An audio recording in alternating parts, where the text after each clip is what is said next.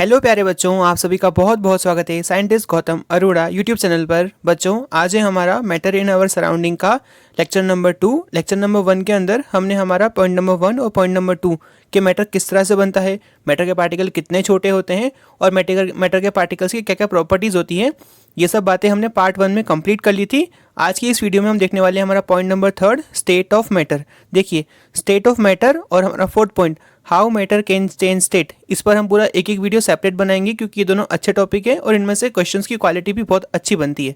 ठीक है, उसके बाद में हम हमारा 4th पार्ट के अंदर इवेपोरेशन, फैक्टर्स अफेक्टिंग इवेपोरेशन और इवेपोरेशन किस तरह कूलिंग करता है, ये सब कुछ हम डिस्कस कर लेंगे। ठीक है, तो आज है हमारा पार्ट 2, इसमें हम पढ़ने वाले हैं पॉइंट नंबर 3 के स्टेट ऑफ मैटर। ठीक है बेटा, तो हम बिना किसी देरी के इस टॉपिक को स्टार्ट करते हैं।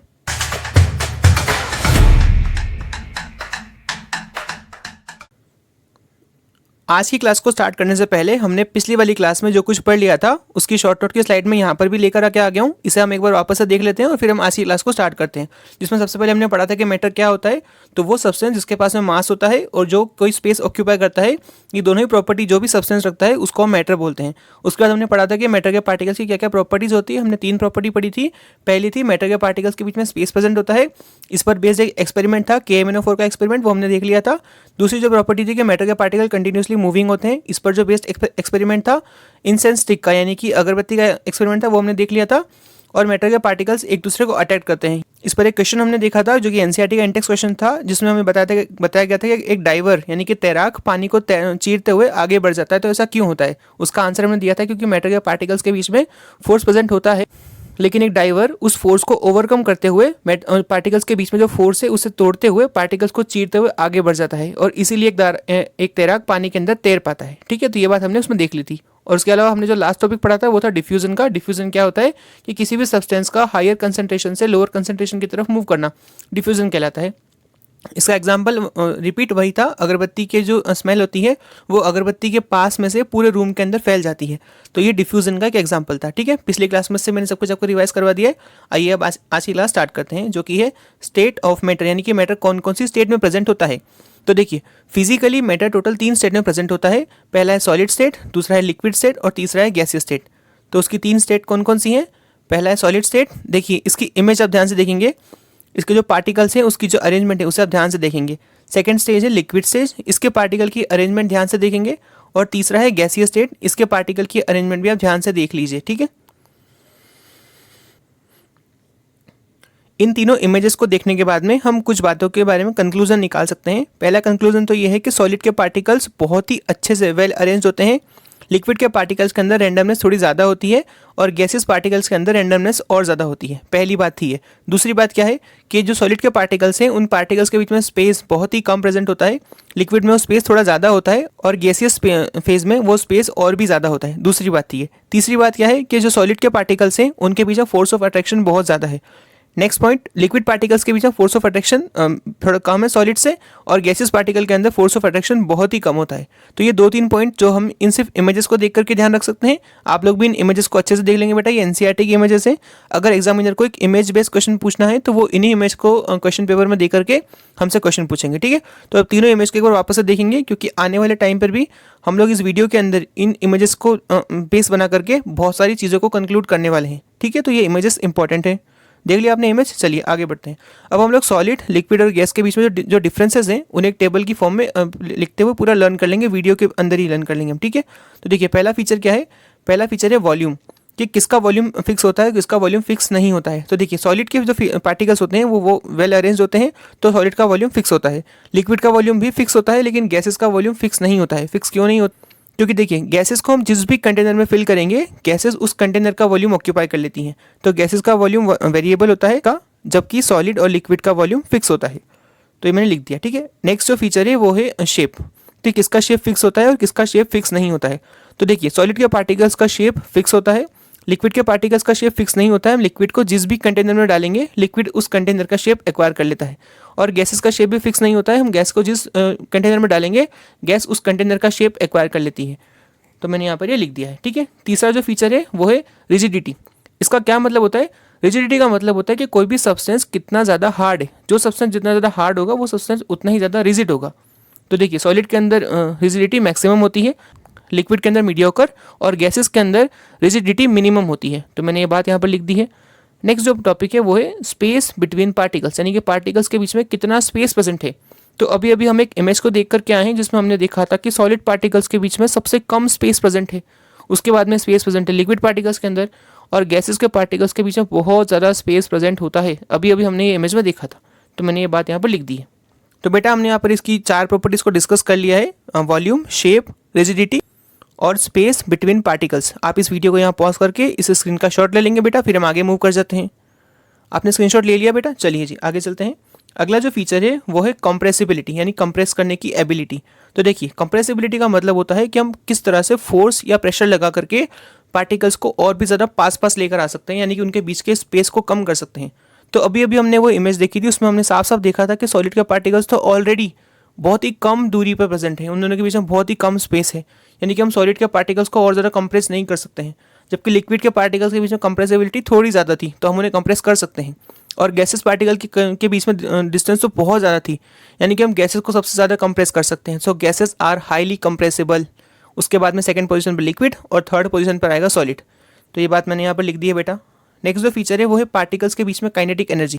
अब काइनेटिक एनर्जी क्या होता है, तो पार्टिकल के मोशन की वजह से उनमें जो एनर्जी प्रेजेंट होती है उसको काइनेटिक एनर्जी बोलते हैं। अब क्योंकि सॉलिड के पार्टिकल्स के बीच में बहुत ही कम डिस्टेंस है तो वो ज़्यादा मूव तो कर नहीं सकते, और अब जब पार्टिकल ज़्यादा मूव नहीं कर सकते तो सॉलिड के पार्टिकल्स की काइनेटिक एनर्जी भी मिनिमम होती है। लिक्विड के पार्टिकल के बीच में थोड़ा ज़्यादा स्पेस प्रेजेंट होता है तो उसके पार्टिकल थोड़ा ज़्यादा मूव कर लेते हैं, तो उनकी काइनेटिक एनर्जी थोड़ी ज़्यादा होती है। लेकिन वहीं पर गैसेस के पार्टिकल के बीच में तो बहुत सारा स्पेस प्रेजेंट होता है, तो उसके पार्टिकल्स के मोशन भी बहुत ज़्यादा होती है और गैसेस की काइनेटिक एनर्जी मैक्सिमम होती है। तो ये बात मैंने यहाँ पर लिख दी है। नेक्स्ट जो फीचर है वो है पार्टिकल का मोशन। तो अभी अभी हमने काइनेटिक एनर्जी की टॉपिक में इसकी बात करी थी। सॉलिड के पार्टिकल का मोशन मिनिमम होता है, उसके बाद लिक्विड के पार्टिकल्स और उसके बाद गैसेस के पार्टिकल का मोशन मैक्सिमम होता है। क्यों होता है, तो इसके 2 कारण बनते हैं। पहला रीज़न है कि गैसेस के पार्टिकल के बीच में जो स्पेस है वो बहुत ज़्यादा है, तो पार्टिकल का मोशन बहुत ज़्यादा होगा। और दूसरा रीज़न है कि गैसेस पार्टिकल की काइनेटिक एनर्जी बहुत ज़्यादा होती है, इसलिए वो ज़्यादा मूव करते हैं। ठीक है बेटा, तो हमने यह बात यहाँ पर लिख दी है। नेक्स्ट जो फीचर है वो है डिफ्यूजन का रेट, यानी कि कोई भी सब्सटेंस का पार्टिकल कितना ज़्यादा अच्छे से डिफ्यूज़ कर पा रहे हैं। तो अगेन वही बात बेटा, सॉलिड के पार्टिकल्स के बीच में स्पेस बहुत कम प्रेजेंट है, सॉलिड के पार्टिकल्स के बीच में फोर्स ऑफ अट्रैक्शन बहुत ज़्यादा है, तो सॉलिड के पार्टिकल्स का डिफ्यूजन भी क्या होगा, बहुत ही कम होगा, क्योंकि उनके बीच में फोर्स ऑफ अट्रैक्शन बहुत ज़्यादा है, डिफ्यूजन का रेट कम हो जाएगा। उसके बाद सेकंड पोजीशन पर आएगा लिक्विड और मैक्सिमम होती है गैसेस के अंदर। तो ये बात भी मैंने यहाँ पर लिख दी है। तो ये 8 पॉइंट थे, उन 8 पॉइंट को बेटा आप वापस एक बार समराइज़ कर लीजिए। तो बेटा आप इस स्क्रीन का यहाँ पे शॉट ले लेंगे, फिर हम आगे मूव कर जाते हैं। आपने स्क्रीनशॉट ले लिया, चलिए जी।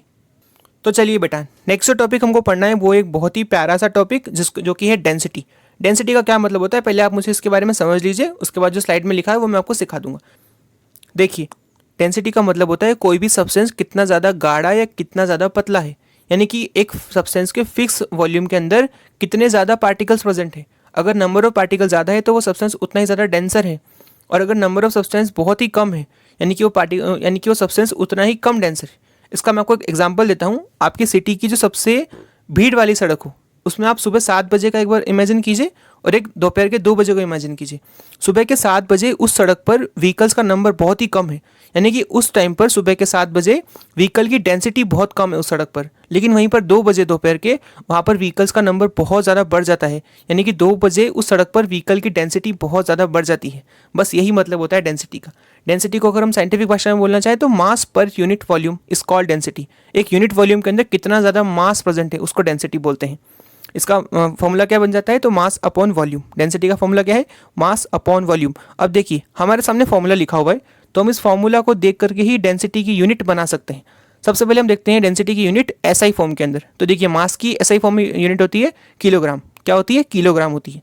और वॉल्यूम की होती है एसआई यूनिट में मीटर क्यूब, यानी कि डेंसिटी की यूनिट क्या बन गई, किलोग्राम पर मीटर क्यूब। क्या बन गई, किलोग्राम पर मीटर क्यूब। और अगर हम नॉर्मल हमारे बोलचाल की लैंग्वेज में उसका यूनिट बनाना चाहें तो हम मास को किस में मेजर करते हैं, ज़्यादातर ग्राम में, और वॉल्यूम को सेंटीमीटर क्यूब में।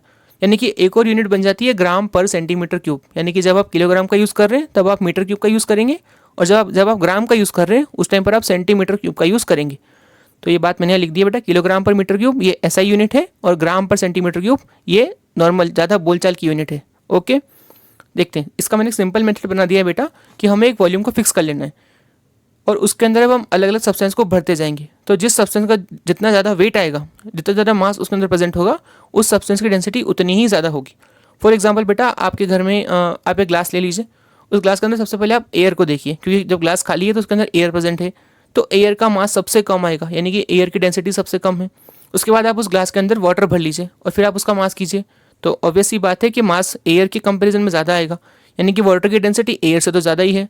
और उसके बाद आप उस ग्लास के अंदर हनी भर लीजिए, तो अब फिर हम देख सकते हैं कि हनी का जो मास है वो एयर और वाटर दोनों के मास से ज़्यादा आएगा, यानी कि हनी की डेंसिटी सबसे ज़्यादा, उसके बाद वाटर की डेंसिटी और उसके बाद एयर की डेंसिटी। जैसे कि मैंने यहाँ पे कुछ सब्सटेंस की डेंसिटी लिख कर रख दी है बेटा, कि एयर की डेंसिटी होती है 1 ग्राम पर सेंटीमीटर क्यूब, यानी कि अगर आप 1 centimetre bye 1 centimetre bye 1 centimetre का एक क्यूब लेते हैं और उसके अंदर एयर को फिल कर देते हैं, तो उसका मास निकल के आएगा 1 ग्राम। सेकेंड जो चीज़ लिखी हुई है बेटा वो है मर्क्यूरी। मर्क्यूरी की डेंसिटी है 13.6, यानी कि 1 सेंटीमीटर के क्यूब के अंदर 13.6 ग्राम मर्क्यूरी फिल हो सकता है। यानी कि मर्क्यूरी की डेंसिटी आप मुझे बताइए एयर के कंपैरिजन में कितने गुना ज़्यादा है। मर्क्यूरी की डेंसिटी एयर के कंपैरिजन में कितने गुना ज़्यादा है? तो बेटा ये 13.6 टाइम्स ज़्यादा है। कितने टाइम्स ज़्यादा है? 13.6 टाइम्स ज़्यादा है। तो आप यहाँ पे इस स्लाइड का स्क्रीनशॉट ले लेंगे, फिर हम आगे मूव कर जाते हैं। बेटा ले लिया आपने स्क्रीनशॉट, चलिए जी आगे हमको देखना है कि हमें अब सॉलिड, लिक्विड और गैसेस के बारे में कुछ इंपॉर्टेंट पॉइंट पढ़ने हैं जो कि एनसीईआरटी में दिए हुए हैं। तो इसमें देखिए हम सबसे पहले पढ़ रहे हैं सॉलिड के अंदर इंपॉर्टेंट पॉइंट, और उसमें हम पढ़ रहे हैं पहला क्वेश्चन हमारे सामने है जो कि एनसीईआरटी हमसे पूछती है कि क्या रबर बैंड एक सॉलिड है। क्योंकि देखिए एनसीईआरटी हमसे ऐसा क्वेश्चन क्यों पूछ रही है, क्योंकि हमने अभी अभी एक बात देखी थी कि सॉलिड की जो रिजिडिटी होती है वो मैक्सिमम होती है, यानी कि सॉलिड बहुत ज़्यादा हार्ड होते हैं, हम उनके शेप को ज़्यादा चेंज नहीं कर सकते। लेकिन वहीं पर रबर बैंड, हम रबर बैंड को खींच करके उसके शेप को कितना भी बड़ा कर सकते हैं। तो एनसीईआरटी हमसे पूछती है कि क्या इस मामले में रबर बैंड भी एक सॉलिड है। तो यस, मैं आपको इसका जवाब बेटा एक्सप्लेन करता हूँ कि रबर बैंड भी एक सॉलिड है। Yes, rubber band is a solid. अब रबर बैंड सॉलिड क्यों है आखिर? तो देखिए सॉलिड की एक प्रॉपर्टी होती है कि जब भी हम सॉलिड के ऊपर फोर्स लगाएं, तब सॉलिड के ऊपर उस फोर्स को लगाने से उसका शेप चेंज हो सकता है, लेकिन उस फोर्स को हटा देने पर सॉलिड वापस से अपने शेप को रिगेन कर लेता है। तो ये प्रॉपर्टी सॉलिड के अंदर प्रेजेंट होती है और इसीलिए हम कह सकते हैं कि रबर बैंड एक सॉलिड होता है। तो बेटा हम लिख सकते हैं कि yes, rubber band is a solid because it has a fix shape. उसका शेप फिक्स होता है। When force is applied on it then its shape can change, but after removing force it regain its shape. यानी कि force लगाने पर उसका shape change हो सकता है, लेकिन उस फोर्स को हटा देने पर वो रबर बैंड वापस से अपने इनिशियल स्टेज को रिगेन कर लेता है।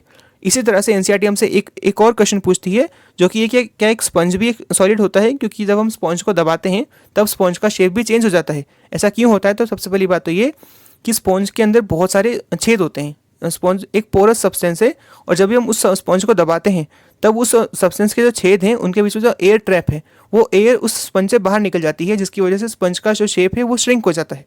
लेकिन अगेन वही बात बेटा, स्पंज के ऊपर से वो फोर्स को हटा देने पर उन पोर्स के अंदर वापस से एयर फिल हो जाती है और स्पंज वापस से अपने शेप को रिगेन कर लेता है। तो इसी बेसिस पर, सेम कॉन्सेप्ट पर हम बोल सकते हैं कि यस, स्पंज भी एक सॉलिड है। Yes, sponge is a solid. Sponge has small pores. By applying force on it its shape changes, but after removing the force it regain its shape. Force को हटा देने पर यह वापस अपने शेप को रीगेन कर लेता है। तो रबर बैंड और स्पंज दोनों ही सॉलिड हैं। बेटा आप यहाँ पे इसका स्क्रीनशॉट ले लेंगे, फिर हम आगे मूव कर जाते हैं। आपने ले लिया स्क्रीनशॉट, चलिए जी नेक्स्ट हम देख लेते हैं some important point related to liquid state. हमने सॉलिड के बारे में पढ़ा, अब हम लिक्विड के बारे में पढ़ लेते हैं। बेटा लिक्विड के बारे में हमें एक पॉइंट पढ़ना है कि लिक्विड के अंदर डिफ्यूजन की रेट बहुत ज़्यादा होती है। क्या मतलब है इसका? यानी कि लिक्विड के अंदर दूसरे लिक्विड भी घुल सकते हैं, दूसरी गैसेस भी घुल सकती हैं और दूसरे सॉलिड भी घुल सकते हैं। इसका एक एग्जाम्पल देता हूँ मैं आपको। देखो, हम सभी ने कभी ना कभी पानी के अंदर नमक को मिलाया होगा और पानी के अंदर नमक को मिला देने पर वो नमक आराम से उसमें मिल जाता है, यानी कि solid can diffuse in liquid. नमक पानी में घुल जाता है। उसके अलावा हमने कभी ना कभी पानी में शरबत भी ज़रूर मिलाया होगा, यानी कि शरबत क्या है? शरबत भी एक लिक्विड है। और पानी क्या है? पानी भी एक लिक्विड है। यानी कि one liquid can diffuse in other liquid also. और उसके अलावा पानी के अंदर गैसेस हमेशा घुली हुई रहती है। तो देखिए समुद्र के अंदर भी तो ऑक्सीजन घुली हुई है ना, तो वो एक्वेटिक एनिमल उसी ऑक्सीजन का यूज़ करके अपनी लाइफ को सर्वाइव करते हैं। Gases like oxygen and carbon dioxide can diffuse in water which is important for aquatic life. ये हमारा स्टेटमेंट बेस्ड क्वेश्चन बन सकता है। ठीक है, तो यस बेटा यहाँ तक ही था ये बात। आप लोग इस स्क्रीन का शॉट ले लेंगे। आगे मैंने अगली साइड पर एक क्वेश्चन लिखा हुआ है बेटा, आपको उस क्वेश्चन को सॉल्व करना है। आपने यहाँ पे स्क्रीनशॉट ले लिया। चलिए आप इस वीडियो को यहाँ पॉज करेंगे बेटा और आप इस क्वेश्चन को अटेम्प्ट करेंगे। कर लिया आपने सॉल्व? आइए मैं आपकी हेल्प करता हूँ। देखिए स्टेटमेंट क्या लिखा हुआ है। स्टेटमेंट 1 लिखा हुआ है कि oxygen and carbon dioxide are essential for survival of aquatic animal and plants. यानी कि एक्वेटिक एनिमल और प्लांट के सर्वाइवल के लिए ऑक्सीजन और कार्बन डाइऑक्साइड बोथ एसेंशियल हैं। तो यस बेटा, ये बात बिल्कुल सही लिखी हुई है। स्टेटमेंट 2 क्या लिखा हुआ है?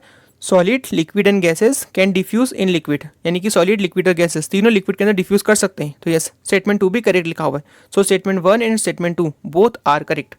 Option number A, both statement 1 and 2 are correct. ठीक है बेटा, आप यहाँ पे इसका स्क्रीनशॉट ले लीजिए, फिर हम आगे मूव कर जाते हैं। बेटा हमने स्क्रीनशॉट ले लिया, चलिए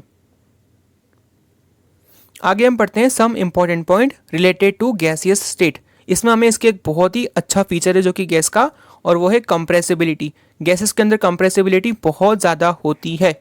कंप्रेसिबिलिटी का क्या मतलब होता है? अभी अभी हमने पिछले जब हमने वो के डिफरेंस डिस्कस किए थे, तब मैंने आपसे कहा था कि किस तरह से हम फोर्स लगा करके जो पार्टिकल्स हैं उनको और ज़्यादा पास लेकर आ सकते हैं। इसी प्रॉपर्टी को बोलते हैं कंप्रेसिबिलिटी, और ये गैसेस के अंदर मैक्सिमम होती है। इसके बाद में एक केस बन जाता है जो कि हमसे एनसीईआरटी क्वेश्चन की फॉर्म में पूछ सकती है कि एक बलून सेलर अपने एक सिंगल सिलेंडर से इतने सारे बलून्स को कैसे फुला लेता है। तो बेटा यही कंप्रेसिबिलिटी का कॉन्सेप्ट यहाँ पर लग रहा है कि जब वो सिलेंडर को बनाया जाता है तब उस सिलेंडर के अंदर बहुत सारी गैस को कंप्रेस करके अंदर फिल कर दिया जाता है, और बलून सेलर उसी गैस को धीरे धीरे यूज करते हुए एक सिलेंडर से बहुत सारे बलून फुला लेते हैं। तो मैंने यहाँ पे लिखा हुआ है बेटा, देखो, balloon seller blow many balloons from one gas cylinder because gas is present in compressed form. वहाँ पर गैस कंप्रेस्ड फॉर्म में प्रेजेंट होती है। He use helium gas in this because helium is lighter than air. हमसे कभी question पूछ लिया जाए कि बलून सेलर के जो सिलेंडर्स होते हैं उनके अंदर कौन सी गैस भरी होती है जिसकी वजह से वो बलून हवा में हमें उड़ते हुए दिखते हैं, तो उस सिलेंडर के अंदर हीलियम गैस भरी होती है। हीलियम गैस क्यों भरते हैं? क्योंकि हीलियम गैस बाकी सारी गैसेस से हल्की होती है, और हल्की होने की वजह से वो आसमान में एस्केप कर देने की कोशिश करती है, वो आसमान में ऊपर जाने की कोशिश करती है, और इसीलिए हमें वो बलून भी, हीलियम गैस का भरा हुआ बलून भी आसमान में उड़ता हुआ दिखता है, क्योंकि वो हीलियम गैस ऊपर जाना चाहती है एटमॉस्फेयर में, ऊपर की तरफ। ठीक है बेटा, और अब क्योंकि हम लोगों ने एक बात देखी थी कि गैसेस के अंदर कंप्रेसिबिलिटी बहुत ज़्यादा होती है, तो हमने इस पॉइंट का अपने डेली यूज़ के लिए, हमें लाइफ को और ईजियर बनाने के लिए इस्तेमाल किया, और हमने बनाई दो गैसेस, सीएनजी और एलपीजी। सीएनजी की फुल फॉर्म क्या है? इस फुल फॉर्म को याद करेंगे, कंप्रेस्ड नेचुरल गैस। क्या है? Compressed natural gas. इसका यूज़ कहाँ करते हैं? तो इसका यूज़ हम करते हैं व्हीकल्स को चलाने के लिए एज अ फ्यूल की फॉर्म में। आपने कभी देखा होगा ना बेटा, जब वो व्हीकल वाले बोलते हैं कि हमारी व्हीकल की गैस खत्म हो गई, तो वो कौन सी गैस खत्म हुई है? वो सीएनजी गैस खत्म हुई है। उसके अलावा एलपीजी गैस, इससे तो हम सभी फैमिलियर है क्योंकि हमारी फैमिली में मिलती है। ये हमारे घर में काम आने वाला गैस सिलेंडर जिससे कि घर में खाना पकता है। तो एलपीजी की फुल फॉर्म क्या है? Liquid petroleum gas. क्या फुल फॉर्म है? Liquid petroleum gas. इसका यूज़ कहाँ करते हैं? घर में खाना पकाने के लिए, कुकिंग के लिए यूज़ करते हैं। ठीक है, इन दोनों की फुल फॉर्म बेटा आप याद करेंगे, सीएनजी कंप्रेस्ड नेचुरल गैस और एलपीजी लिक्विड पेट्रोलियम गैस। मैंने जो आपके लिए क्वेश्चन बैंक बनाया है बेटा, उनमें इन सारे टॉपिक से जुड़े हुए क्वेश्चन मैंने डाल दिए हैं। ठीक है, क्वेश्चन बैंक कहाँ मिलेगा? तो इस वीडियो के डिस्क्रिप्शन बॉक्स में मैंने क्वेश्चन बैंक की पीडीएफ फाइल अपलोड कर दी है। उसके अलावा अगर आपने पार्ट 1 नहीं देखा था तो मैंने पार्ट 1 का वीडियो लिंक भी इस वीडियो के डिस्क्रिप्शन बॉक्स में अटैच कर दिया है। ओके, उसके अलावा अभी आपको आई बटन के ऊपर भी वो पार्ट 1 का लिंक दिख रहा होगा। आप इस स्लाइड का यहाँ स्क्रीनशॉट ले लेंगे बेटा, फिर हम आगे मूव करते हैं। ले लिया आपने स्क्रीनशॉट? चलिए, तो आइए बेटा, अब हम एक बहुत ही प्यारा सा टॉपिक पढ़ने वाले हैं जो कि है प्रेशर। प्रेशर का क्या मतलब होता है, पहले हम एक बार आराम से बैठ करके इसकी जो कॉन्सेप्ट है उसको समझ लेंगे, उसके बाद लिखा होता है उसे हम देख भी लेंगे। ओके, तो देखिए, अभी आपको एक इमेज दिख रही होगी। इस इमेज के अंदर एक कंटेनर के अंदर बहुत सारे पार्टिकल्स प्रेजेंट हैं, और बेटा ये पार्टिकल्स गैस के पार्टिकल होते हैं। और अभी अभी हमने पढ़ा था कि गैसेस के पार्टिकल के बीच में फोर्स ऑफ अट्रैक्शन बहुत ही कम होता है। पुराना कॉन्सेप्ट हमेशा काम आएगा। ठीक है, पुराना कॉन्सेप्ट हमेशा काम आएगा। तो देखो बेटा, ये जो गैस के पार्टिकल है ना, ये यहाँ वहाँ जहाँ तहाँ टकराते ही रहते हैं। ये एक दूसरे से भी टकराते हैं और उन कंटेनर की वॉल से भी टकराते हैं। और जब ये गैस के पार्टिकल कंटेनर की वॉल से टकराते हैं तब ये गैस के पार्टिकल कंटेनर की वॉल के ऊपर एक फोर्स एक्सर्ट करते हैं, और यूनिट एरिया के अंदर लगने वाले फोर्स को ही प्रेशर बोलते हैं। क्या मैंने बोला अभी कि गैस के पार्टिकल के बीच में फोर्स ऑफ अट्रैक्शन बहुत ही कम है, तो वो लोग एकदम रैंडमली यहाँ वहाँ घूमते रहते हैं। गैस के पार्टिकल एक दूसरे से भी टकराते हैं और कंटेनर की वॉल के साथ में भी टकराते हैं, और कंटेनर की वॉल के यूनिट एरिया में जो पार्टिकल टकराए हैं और उन्होंने जो फोर्स एक्सर्ट किया है उसी को प्रेशर बोलते हैं। तो देखिए बेटा, हमने क्या बोला है, when a gas filled in a container its particle move with some velocity in random direction while moving particles collide with each other and with the wall of container. The force exerted by these particles on per unit area. बेटा, unit area का मतलब होता है 1 centimetre square, जिसका unit 1 हो। 1 centimetre square area के अंदर जितना भी फोर्स लग रहा है उस फोर्स को हम प्रेशर बोलते हैं। तो देखिए, यहाँ पर मैंने फॉर्मूला लिख दिया बेटा, pressure is equal to force per unit area, force upon unit area. अब मैं आप लोगों से पूछता हूँ, इस फॉर्मूला की यूनिट क्या बनेगी, यानी कि प्रेशर की यूनिट क्या बनेगी? प्रेशर की यूनिट मैं आपसे बनवाऊंगा। मैं आपको सिर्फ इतना हेल्प करूंगा कि मैं आपको बताता हूँ, फोर्स की यूनिट है न्यूटन और एरिया की यूनिट है मीटर स्क्वायर। तो आप मुझे बताइए प्रेशर की यूनिट क्या बनेगी। सोच लिया आपने? तो देखिए प्रेशर की यूनिट बनेगी न्यूटन पर मीटर स्क्वायर। क्या बनेगी? न्यूटन पर मीटर स्क्वायर। आपने बना ली थी बेटा, तो वेल एंड गुड। आप लोग यहाँ पर इस स्लाइड का स्क्रीनशॉट ले लो बेटा, फिर हम आगे मूव कर जाएंगे। हो गया बेटा, आगे बढ़ूँ मैं? चलो देखो, आगे हमारे सामने आ चुका है एनसीईआरटी का इंटेक्स क्वेश्चन, जो कि हमारी एनसीईआरटी बुक में पेज नंबर 6 पर लिखा हुआ है। ओके, क्वेश्चन पढ़ता हूँ, देखो मैं। The mass per unit volume of a substance is called density. Density is equal to mass upon volume.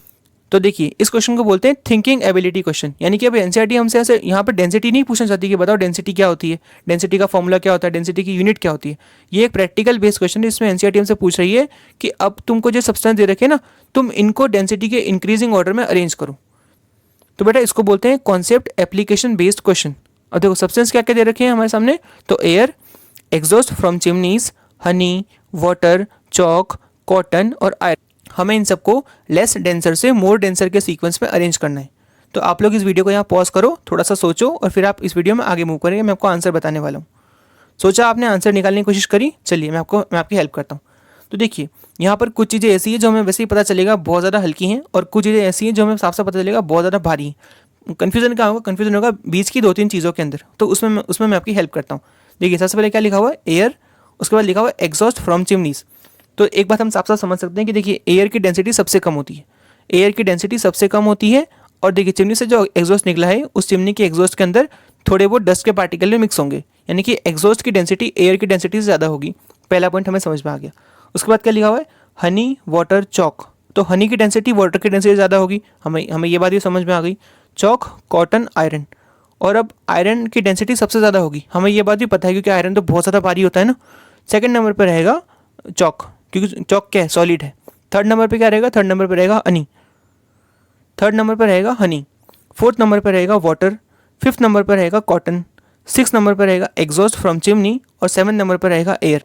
मैं एक बार फिर से बोल रहा हूँ, ठीक है? तो देखो सबसे पहले नंबर पर आयरन, दूसरे नंबर पर चॉक, तीसरे नंबर पर हनी, चौथे नंबर पर वाटर, पाँचवें नंबर पर कॉटन, छठे नंबर पर चिमनी का एग्जॉस्ट, और 7वें नंबर पर एयर। ठीक है, तो मैंने आपको यहाँ पे इसका आंसर बता दिया है। मैं एक बार इसका आंसर लिख भी देता हूँ।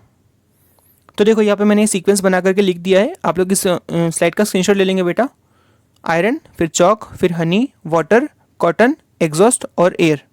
देख लिया आपने इसका आंसर? चलिए अगला क्वेश्चन देखते हैं। अगला क्वेश्चन क्या लिखा हुआ है? Tabulate the difference in the characteristics of state of matter. यानी कि अब हमें सॉलिड, लिक्विड और गैस के बीच में डिफरेंस बताना है। तो बेटा इस वीडियो की स्टार्टिंग में ही हमने इन तीनों के बीच में डिफरेंस को क्लियर कर लिया है। हमने 8 पॉइंट पढ़े थे।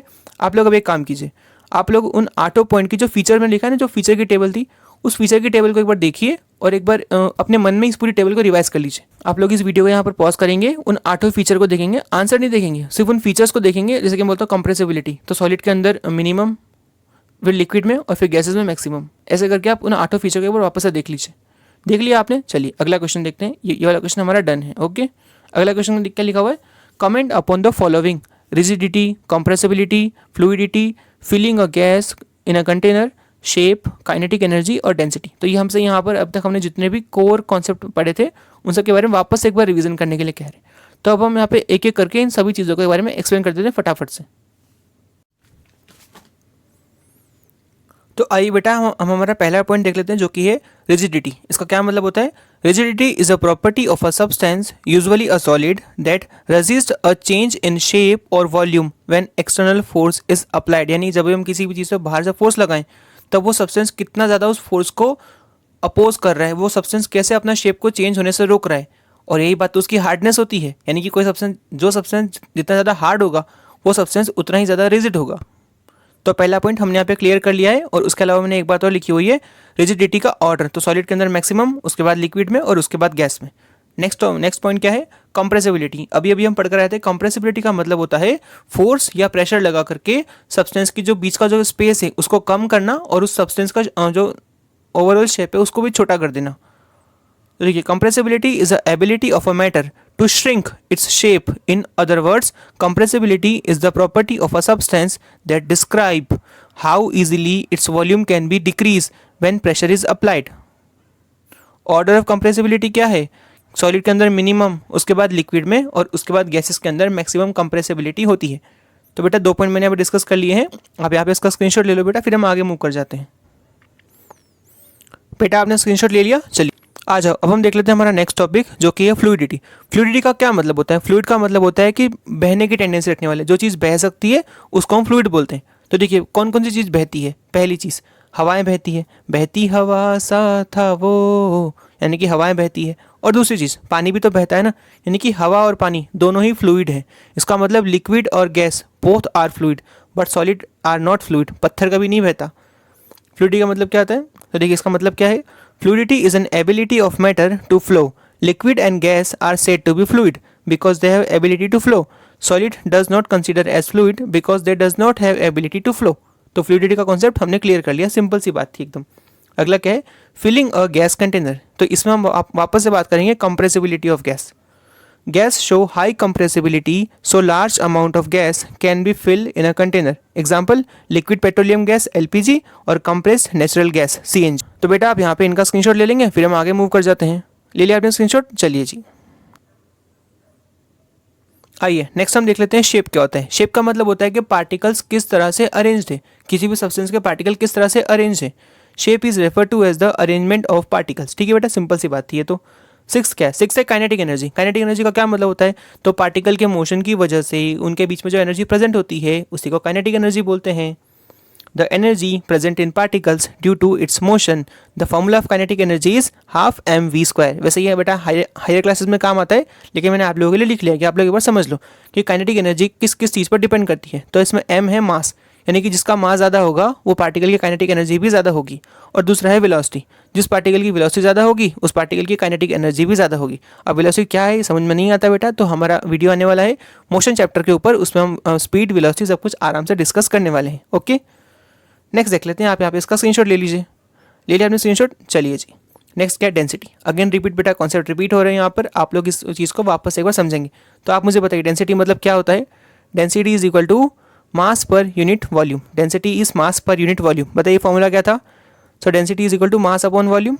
आप बताइए इसका यूनिट क्या था? तो यूनिट था, ऐसा यूनिट क्या था बताओ सबसे पहले? किलोग्राम पर मीटर क्यूब। और नॉर्मल बोलचाल वाला यूनिट ग्राम पर सेंटीमीटर क्यूब। ये रहे दोनों के यूनिट। और आप मुझे बताओ हवा की डेंसिटी कितनी थी? बताओ हवा की डेंसिटी कितनी थी? हवा की डेंसिटी 1 ग्राम पर सेंटीमीटर क्यूब। और एक और कौन सा सब्सटेंस लिखा हुआ था बताओ? मरकरी लिखा हुआ था। उसकी कितनी थी डेंसिटी बताओ? मरकरी की डेंसिटी थी, बोलो बोलो, 13.6 ग्राम पर सेंटीमीटर क्यूब। दोनों बातें मैंने लिख दी है, हवा की 1 ग्राम पर सेंटीमीटर क्यूब और मरकरी की 13.6 ग्राम पर सेंटीमीटर क्यूब। तो ये बात हमने वापस से रिपीट की है यहाँ कॉन्सेप्ट। ठीक है, आप यहाँ पे इसका स्क्रीनशॉट ले लो, फिर हम आगे मूव कर जाते हैं। ले लिया स्क्रीनशॉट, चलिए अगला आ चुका है हमारा एनसीईआरटी का थर्ड क्वेश्चन, जिसमें हमें बताना है कुछ क्वेश्चन का रीजन। क्या लिखा हुआ है?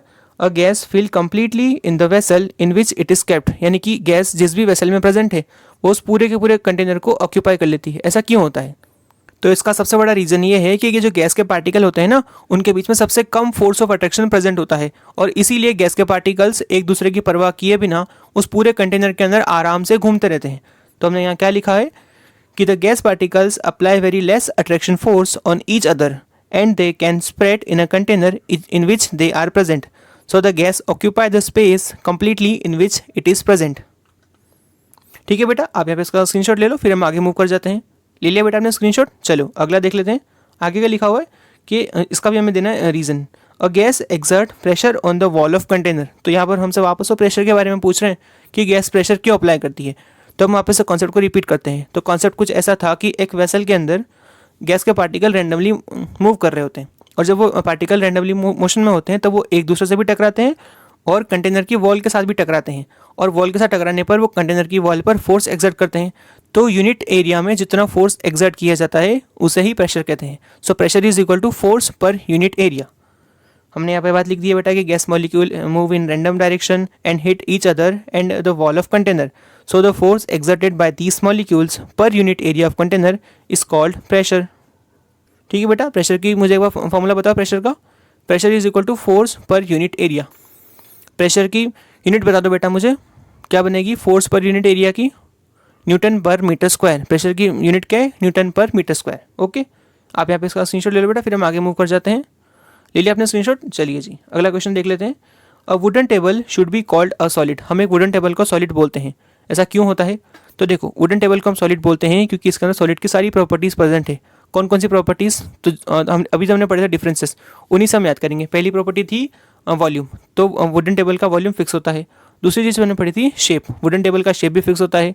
तीसरी चीज़ हमने पढ़ी थी पार्टिकल के बीच में स्ट्रॉन्ग अट्रैक्शन फोर्स। चौथी चीज़ हमने पढ़ी थी पार्टिकल्स की बहुत ही लेस कंप्रेसिबिलिटी। पांचवी चीज़ हमने पढ़ी थी पार्टिकल्स की बहुत ही ज़्यादा हाई रिजिडिटी। और यही सारे फीचर्स वुडन टेबल को एक सॉलिड बनाते हैं, जिसमें हम क्या लिख सकते हैं, solids are those substances which have fixed shape, particles are arranged near to each other, have high rigidity and less compressibility.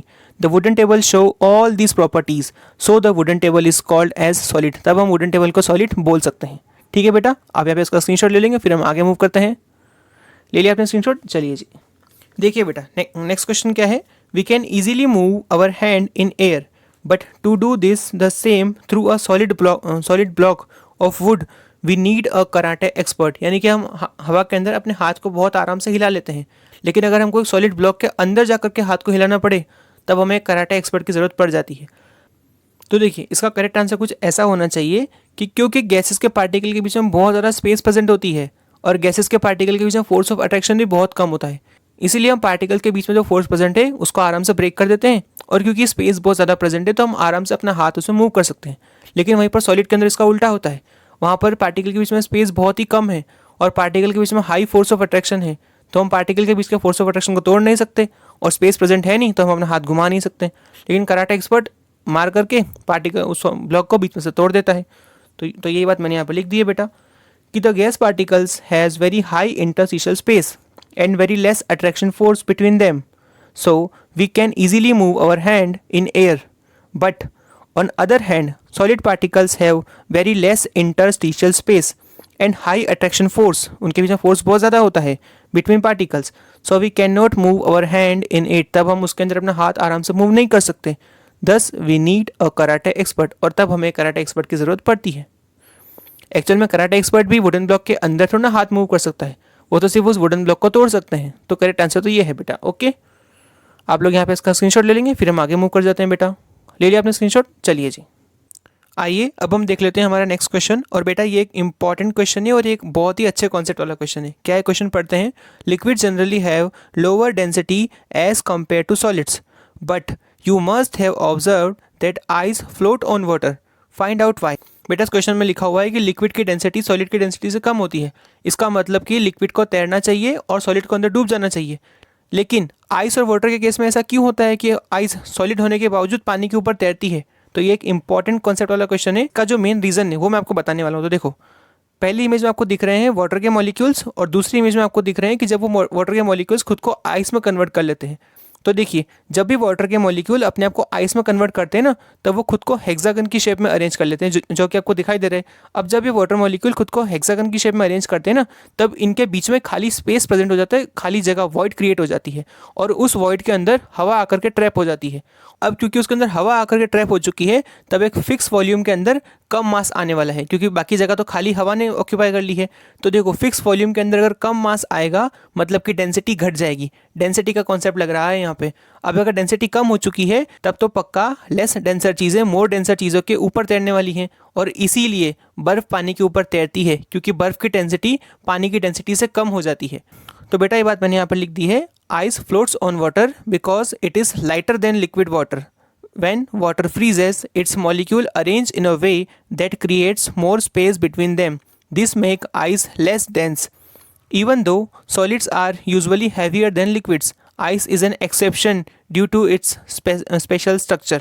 तो आइस बेटा एक स्पेशल एक्सेप्शन केस है, जब पानी के मॉलिक्यूल खुद को हेक्सागन की शेप में अरेंज कर लेते हैं, उन हेक्सागन के बीच में स्पेस क्रिएट हो जाता है, उस स्पेस के अंदर एयर आकर के ट्रैप हो जाती है। स्पेस में एयर भर जाने की वजह से उस आइस के मॉलिक्यूल की डेंसिटी कम हो जाती है और इसीलिए आइस पानी के ऊपर फ्लोट करती है। बेटा आप इसका स्क्रीनशॉट ले लीजिए, फिर हम आगे मूव करते हैं। ले लिया आपने स्क्रीनशॉट, चलिए जी। तो फाइनली हमारा आज की इस वीडियो का एक पार्ट खत्म हो चुका है। हमने स्टेट ऑफ मैटर को बहुत अच्छे से समझ लिया है बेटा। Solid state, liquid state, gaseous state, इनके बारे में आपको ढेर सारे क्वेश्चन मिल जाएंगे हमारी क्वेश्चन बैंक के अंदर, जो कि प्रेजेंट है इस वीडियो के डिस्क्रिप्शन बॉक्स में। आप उस क्वेश्चन बैंक को बेटा जरूर से अटेम्प्ट करेंगे। टोटल उसमें 50 क्वेश्चन है। आप मुझे बताएंगे कि आपको कितना स्कोर बना है। हर क्वेश्चन 1 मार्क का है। ओके, आइए अब हम पढ़ लेते हैं टेम्परेचर के बारे में और टेम्परेचर के डिफरेंट स्केल के बारे में। तो टेम्परेचर क्या है, सबसे पहले तो आप ये समझिएगा। तो बेटा टेम्परेचर असल में हीट को मेज़र करने का एक तरीका है। हमें चाय गर्म क्यों लगती है, हम ऐसा क्यों बोलते हैं कि चाय का टेम्परेचर बहुत ज़्यादा है, क्योंकि चाय के अंदर बहुत सारी हीट प्रेजेंट है।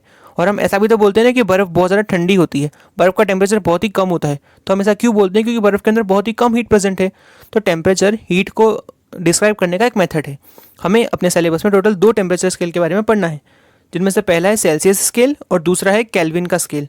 पहला क्या है, सेल्सियस स्केल, और दूसरा है केल्विन का स्केल। हम इन दोनों ही स्केल को आराम से पढ़ने वाले हैं बेटा, और इसके बाद में हम देखेंगे कि किस तरह से हम सेल्सियस स्केल के टेम्परेचर को केल्विन में कन्वर्ट कर सकते हैं और केल्विन स्केल के टेम्परेचर को हम सेल्सियस में कन्वर्ट कर सकते हैं। ठीक है बेटा, आइए अब हम इन दोनों स्केलों को एक एक करके स्टार्ट करते हैं। पहला स्केल हमें पढ़ना है सेल्सियस स्केल। आइए बेटा, सबसे पहले हम पढ़ लेते हैं सेल्सियस स्केल के बारे में। तो यहाँ पर आपको भी एक स्केल दिखाई दे रहा है बेटा, जो कि 0 डिग्री सेल्सियस से लेकर के 100 डिग्री सेल्सियस तक लिखा हुआ है। तो बेटा ये पानी के लिए बनाया हुआ सेल्सियस स्केल है। हम लोग स्टैंडर्ड फॉर्म में पानी को ही स्टैंडर्ड फॉर्म में यूज़ करते हैं। तो देखिए, इसका जो लोअर पॉइंट है वो है 0 डिग्री सेल्सियस और इसका जो हायर पॉइंट है वो है 100 डिग्री सेल्सियस। तो पहली बात, हम इस स्केल के अंदर टेम्परेचर को किस तरह मेज़र करते हैं, तो हम मेज़र करते हैं डिग्री सेल्सियस के फॉर्म में। 0 डिग्री सेल्सियस, 50 डिग्री सेल्सियस और 100 डिग्री सेल्सियस, इस तरह से हम इसको मेज़र करते हैं। तो इसका यूनिट क्या है, इसका यूनिट है डिग्री सेल्सियस। ठीक है, अब देखिए इस 0 डिग्री का और 100 डिग्री का हमारे लिए क्या इसमें स्पेशल है। तो स्पेशल ये है कि पानी 0 डिग्री सेल्सियस पर हमें बर्फ़ की फॉर्म में दिखाई देता है। किस तरह दिखता है, 0 डिग्री सेल्सियस पर हमें पानी आइस की फॉर्म में दिखाई देता है। और दूसरी बात, 100 डिग्री सेल्सियस पर हमें पानी स्टीम की फॉर्म में मिलता है। क्या होता है, 100 डिग्री सेल्सियस पर पानी उबल करके हमें स्टीम की फॉर्म में मिलता है। तो देखिए मैंने यहाँ पे ये बात लिख दी है बेटा, for water ice form at 0 degree Celsius and for water boil at 100 degree Celsius. तो देखिए आइस किस पॉइंट पर बनती है, 0 डिग्री सेल्सियस पर, और वाटर बॉयल किस पॉइंट पर होता है, 100 डिग्री सेल्सियस पर वाटर बॉयल होता है। आप बेटा यहाँ पे इसका स्क्रीनशॉट ले लोगे बेटा, फिर हम आगे मूव कर जाते हैं। ले लिया आपने स्क्रीनशॉट, चलिए जी। अगला जो स्केल है बेटा वो है केल्विन का स्केल। केल्विन का स्केल देखिए किस तरह से लिखा हुआ है। इसका जो लोअर पॉइंट है वो है 273 केल्विन और इसका जो हायर पॉइंट है वो है 373 केल्विन। तो यहाँ पर आप एक बात तो आराम से समझ सकते हो कि हम इसको किस तरह मेजर करते हैं। तो हम इसको मेजर करते हैं केल्विन में, एक्स केल्विन। वो एक्स की वैल्यू कुछ भी हो सकती है। और देखिए यहाँ पर एक और बात स्पेशल है बेटा, मैंने यहाँ पर डिग्री केल्विन नहीं बोल रहा हूँ, मैं यहाँ पर सिर्फ केल्विन बोल रहा हूँ। ठीक है, 273 केल्विन, 373 केल्विन। तो इसका यहाँ पे यूनिट क्या है, केल्विन है। उसके अलावा ये जो 2 पॉइंट लिखे ना बेटा, ये वापस से पानी के लिए ही बनाया हुआ स्केल है। तो देखिए केल्विन के स्केल में पानी बर्फ़ की फॉर्म में कितना टेम्परेचर में मिलेगा, लोअर पॉइंट पर। क्या है लोअर पॉइंट, 273 केल्विन। यानी बर्फ़ कितने टेम्परेचर में मिलती है, 273 केल्विन पर मिलती है। और अब आप बताइए कि पानी कितने टेम्परेचर पर उबलता होगा। तो पानी उबलता है 373 केल्विन पर। अगेन इस स्केल के अंदर टोटल मिलाकर के 100 डिवीजन होते हैं, 273 से लेकर के 373 तक के। ओके बेटा, तो देखिए आइस फॉर्म होती है 273 केल्विन पर और वाटर बॉयल होता है 373 केल्विन पर। बेटा मैंने यहाँ पर एक और बात लिखी हुई है जो कि इंपॉर्टेंट बात है कि टेम्परेचर का ऐसा यूनिट केल्विन है। ठीक है, आप ध्यान रखेंगे केल्विन है, सेल्सियस नहीं है। टेम्परेचर का ऐसा यूनिट केल्विन है और सेल्सियस नहीं है। ठीक है, आप लोग यहाँ पे बेटा इसका स्क्रीनशॉट ले लेना, फिर हम आगे मूव कर जाते हैं। ले लिया आपने स्क्रीनशॉट, चलिए जी आगे अब हम पढ़ते हैं कि अब हम किस तरह से सेल्सियस को केल्विन में और केल्विन को सेल्सियस में कन्वर्ट कर सकते हैं। तो इसके लिए हमारे पास आज की इस पूरे बचे हुए वीडियो का सिर्फ एक ही फॉर्मूला है और वो आज की इस वीडियो का स्टार फॉर्मूला है। फॉर्मूला क्या है, degree Celsius plus 273 is equal to kelvin. क्या है formula, degree Celsius plus 273 is equal to kelvin. इस फॉर्मूला को याद करेंगे बेटा, एक का मान रखेंगे, दूसरे का मान हमें फटाक से मिल जाएगा और तुरंत से हम इन सारे क्वेश्चन को सॉल्व करते चले जाएंगे। तो क्या फॉर्मूला बना हमें, degree Celsius plus 273 is equal to kelvin. आप लोगों के लिए एक वर्क है, इस वीडियो को यहाँ पॉज करो बेटा और इस फॉर्मूला को 5 बार अपने मन में बोलो 5 बार। वीडियो को पॉज करो वीडियो को पॉज करो। बेटा आपने बोला, चलिए मैं आगे मूव कर जाता हूँ। इस फॉर्मूला का बेटा आप यहाँ पे स्क्रीनशॉट ले लो। ठीक है, ये बहुत इंपॉर्टेंट फॉर्मूला है और हमारे आज के इस वीडियो का स्टार फॉर्मूला है। ले लिया आपने स्क्रीनशॉट, चलिए क्वेश्चन आ गया बेटा हमारे सामने। अब हमें केल्विन को डिग्री सेल्सियस में कन्वर्ट करना है। तो आप लोग इस वीडियो को पहले पॉज करो, 5 क्वेश्चन को अटेम्प्ट करो, फिर मैं आपको इनका आंसर बताता हूँ। करा आपने सॉल्व, चलिए पहला क्वेश्चन देखते हैं बेटा। पहला क्वेश्चन मैं आपको सॉल्व करके दिखाता हूँ। पहला क्वेश्चन लिखा हुआ 273 केल्विन। तो हमारा मेन फॉर्मूला क्या है, degree Celsius plus 273 is equal to kelvin. कि मैंने बेटा लिख दिया बेटा। अब देखिए मुझे वैल्यू चाहिए डिग्री सेल्सियस की, तो मैं ये 273 को बराबर के उस तरफ लेके जाता हूँ।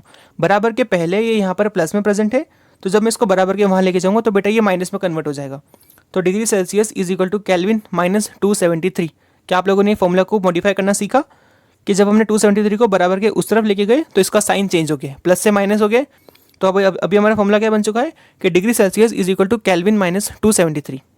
अब हमें इस के की जगह पर क्वेश्चन में जो वैल्यू दी हुई ना उस वैल्यू को यहाँ पुट करना है, उसके बाद माइनस करना है और हमारा आंसर आ जाएगा।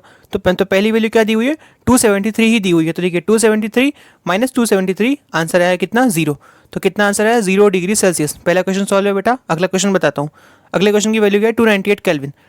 तो बेटा अगेन हमारा प्रिंसिपल फार्मूला कि degree Celsius plus 273 is equal to kelvin. 273 को वहाँ लेके जाएंगे, माइनस में हो जाएगा, के की जगह पर देंगे 298, आंसर आ जाएगा हमारा 25 डिग्री सेल्सियस। क्या आंसर आएगा 25 डिग्री सेल्सियस। थर्ड क्वेश्चन देखते हैं। थर्ड क्वेश्चन क्या है 373 केल्विन। बेटा again principal formula degree Celsius plus 273 is equal to kelvin. इसको वहाँ लेके जाएंगे तो बन जाएगा के माइनस 273, के की जगह वैल्यू रख देंगे 373, तो 373 माइनस 273 100 डिग्री सेल्सियस आ जाएगा। फोर्थ क्वेश्चन देख लेते हैं 313 केल्विन। तो अगेन हमारा principal formula degree Celsius plus 273 is equal to kelvin. 273 को वहाँ लेके जाएंगे, माइनस में चला जाएगा, के की जगह रख देंगे 313 केल्विन, आंसर आ जाएगा 40 डिग्री सेल्सियस। क्या आएगा 40 डिग्री सेल्सियस। और लास्ट क्वेश्चन जो कि है 386 केल्विन। तो अगेन बेटा हमारा principal formula degree Celsius plus 273 is equal to kelvin. 273 को वहाँ लेके जाएंगे, माइनस में हो जाएगा, के की जगह रख देंगे 386 और हमारा आंसर आ जाएगा 113 डिग्री सेल्सियस। क्या आया आंसर 113 डिग्री सेल्सियस। तो बेटा हमने यहाँ पांचों क्वेश्चन हमारे सॉल्व कर लिए हैं। आप लोग वापस एक बार इन सारे क्वेश्चन को देख लो, कोई क्वेश्चन अगर आपसे रॉन्ग हो गया हो तो उनको वापस से ठीक कर लो, फिर हम आगे मूव कर जाते हैं। हो गया बेटा सॉल्व, चलिए आगे बढ़ते हैं।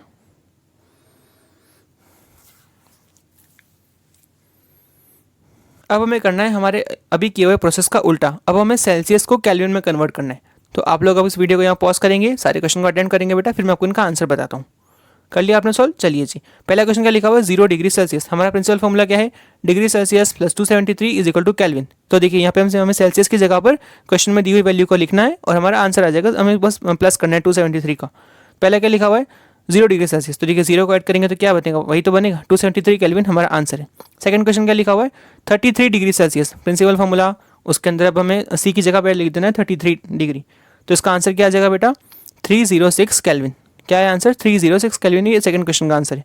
थर्ड क्वेश्चन का लिखा हुआ है 75 डिग्री सेल्सियस। तो अगेन हमारा प्रिंसिपल फॉर्मूला क्या है बोलिए आप एक बार, degree Celsius plus 273 is equal to kelvin. Celsius की जगह रख देंगे 75 डिग्री सेल्सियस, 75 प्लस 273 कितना आंसर आ जाएगा 348 केल्विन। क्या है आंसर 348 केल्विन। नेक्स्ट क्वेश्चन क्या है बेटा 10 डिग्री सेल्सियस। तो हमारा principal formula degree Celsius plus 273 is equal to kelvin.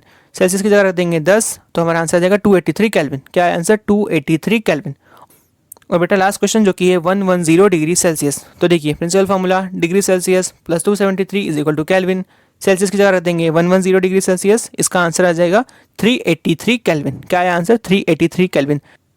बेटा आपने सब कुछ देख लिया, आपने सारे क्वेश्चन अटेम्प्ट कर लिए, तो फाइनली हमारा आज का पार्ट यहाँ पर कंप्लीट हो जाता है बेटा। तो देखिए आज के इस पूरे पार्ट में हमने जो कुछ भी पढ़ा था उसके मैंने शॉर्ट नोट बना करके इस स्लाइड पे अटैच कर दिए हैं। सबसे पहले हमने पढ़ा था कि सॉलिड, लिक्विड और गैस के बीच में हमने डिफरेंस पढ़ लिए थे। डिफरेंस हमने क्या क्या चीज़ें पढ़ी थी, उसके जो फीचर थे वो मैंने यहाँ लिख दिए हैं, volume, shape, rigidity, space between particles, kinetic energy, particles का मोशन, डिफ्यूजन का रेट, ईटीसी। ये सारी बातें हमने पढ़ी थी। सेकंड चीज़ हमने पढ़ी थी प्रेशर क्या होता है। तो pressure is equal to force upon area. इसका यूनिट आप मुझे बताओ एक बार। तो इसका यूनिट होता है न्यूटन पर मीटर स्क्वायर। क्या होता है न्यूटन पर मीटर स्क्वायर।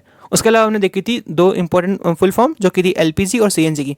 दोनों की फुल फॉर्म एक बार मन में बोल दो और एक काम करना कमेंट सेक्शन में मुझे लिख के दिखा दो। एलपीजी और सीएनजी की फुल फॉर्म आप सब कमेंट सेक्शन में लिखोगे। लिख दिया बेटा, ठीक है। फोर्थ पॉइंट हमने पढ़ा था डेंसिटी के बारे में। डेंसिटी क्या होती है मास पर यूनिट वॉल्यूम। कोई चीज़ कितनी गाढ़ी है या कितनी पतली है, ये बात हम डेंसिटी से तय करते हैं। इसका भी यूनिट आप मुझे कमेंट सेक्शन में लिख के बताओगे, ओके। और हमारा लास्ट का पॉइंट जो कि हमारा था आज का गोल्डन फॉर्मूला, हमारा हीरो फॉर्मूला जो कि था degree Celsius plus 273 is equal to kelvin. इस वीडियो के डिस्क्रिप्शन बॉक्स में मैंने इस पूरे चैप्टर का क्वेश्चन बैंक प्रोवाइड कर दिया है बेटा। आप उस क्वेश्चन बैंक को जरूर से अटेम्प्ट करेंगे और आपके कितने मार्क्स बन रहे हैं आप मुझे ये भी बताएंगे। मैं मिलूंगा आपसे इस चैप्टर के पार्ट नंबर 3 में। तब तक के लिए बेटा आप आराम से पढ़ाई करते रहो, खूब अच्छे से पढ़ाई करो, खूब खेलो, खूब मजा करो और पढ़ाई भी खूब मजे के साथ में करो। ठीक है बेटा, मिलूंगा अगले वीडियो में। Thank you so much, bye bye.